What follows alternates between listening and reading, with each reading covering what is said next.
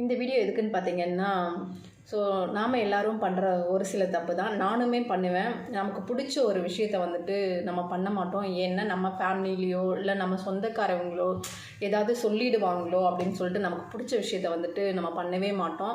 ஆனால் மற்றவங்க பண்ணுறத பார்த்துட்டு நமக்கே ஆசை இருக்கும், ஐயோ நம்ம ஏன் பண்ணக்கூடாது அப்படின்னு சொல்லி நமக்கு தோணிக்கிட்டே இருக்கும்.